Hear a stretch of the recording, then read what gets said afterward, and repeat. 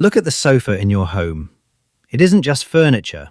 It is the coordinates of your leisure, the exact perimeter where you choose to lower your biological defenses. But look past the fabric, at the thin sheet of black glass mounted to your wall, or the small fabric-covered cylinders listening from your shelves. Have you ever walked into your dark home and watched the ambient baseboards illuminate, casting a pale blue glow across the floorboards before your hand even cleared the light switch? That seamless initialization is the first parameter of the merger. We've traded the localized family hearth for an optimized attention terminal. 25 years ago, the living room was a fortress of domestic isolation. When you sank into a chair, you entered an unmonitored vacuum of absolute presence. No predictive algorithm logged the duration of your posture. No external server tracked the micro-movements of your eyes across a screen to optimize an advertising catalog.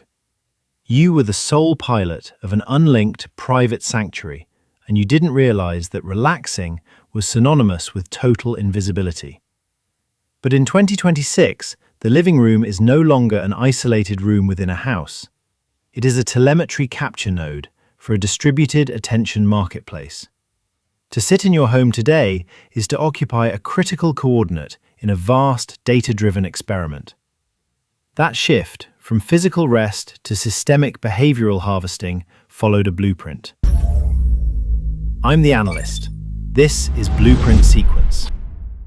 Rewind the tape a quarter century. In 2001, the living room was a tactile theatre.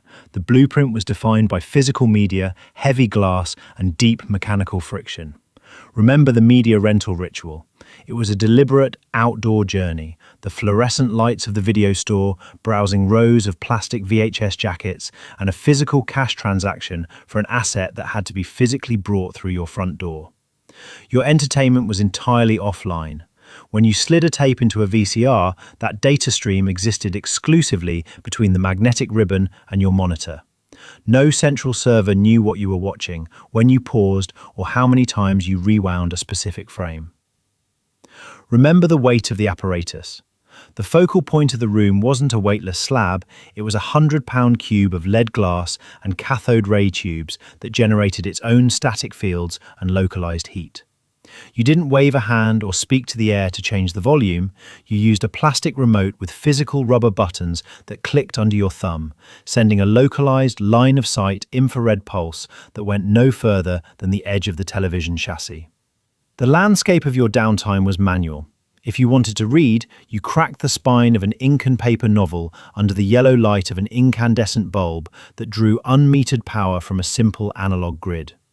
If you wanted music, you pulled a delicate vinyl record or a laser-read compact disc from a physical shelf, manually placing it onto a turntable or a motorized tray.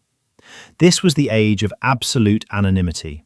Your furniture didn't collect telemetry on your weight distribution, your stereo didn't send voice snippets to a cloud server to improve its neural net, and your room didn't require a high-speed data handshake before it would allow you to turn on the television. The walls were blind, the air was silent, and the door closed out the entire world. You were the ghost in the theatre. Fast forward to our current coordinate, 2026. The domestic sanctuary has been structurally re-engineered into a forensic listening post. The primary vector of this intrusion is entirely unadvertised. It is a background engine known as automatic content recognition, embedded deep within the firmware of your smart television.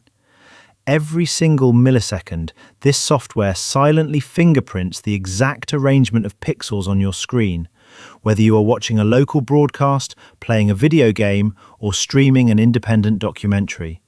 It logs the layout of your leisure, cross-references it instantly with a global advertising database, and indexes your domestic identity without your conscious input. We have stepped into an era of deep behavioral profiling where your rest is systematically monetized. Far beyond the simple tracking of what you click, the ambient microphone arrays in your soundbars and smart remotes actively audit the acoustic feedback loops of your environment. They listen to the cadence of your conversations, register the micro-rhythms of your laughter, and pass the structural tone of your household interactions during prime-time hours. The physical frame of the room is no longer an escape from the global market. It is an active commerce pipeline. The modern television display operates as a two-way mirror, studying your cognitive exhaustion through your viewing persistence, while digital brokers trade your household profile to the highest bidder in real time. We haven't just automated our comfort, we have commodified the very air where we sleep. By 2051, the idea of a physical living room containing separate pieces of furniture and fixed screens will be an anthropological curiosity, a relic of a primitive material era. The steering wheel of the home is being removed. The data reveals two branching sequences for the future of domestic space. The first blueprint, the neuromorphic holopod. In this sequence, the physical room completely dissolves into a solid-state, white-walled enclosure. The structural environment is generated programmatically. When you enter, light fields project directly onto your synthetic lenses or neural implants, materializing any architectural style, historical era, or environmental aesthetic you desire. You do not buy furniture, you subscribe to spatial rendering files. But consider the structural cost to the human identity. A generation that spends its life inside a simulated, shifting environment that instantly conforms to their personal desires will eventually lose the ability to tolerate the stubborn, unyielding friction of the physical world. We are no longer living in reality. We are just cargo, encapsulated within a custom-rendered psychological loop. Alternatively, the second blueprint, the biometric ambient enclosure. In this sequence, the room itself becomes an active, organic extension of your physiological profile.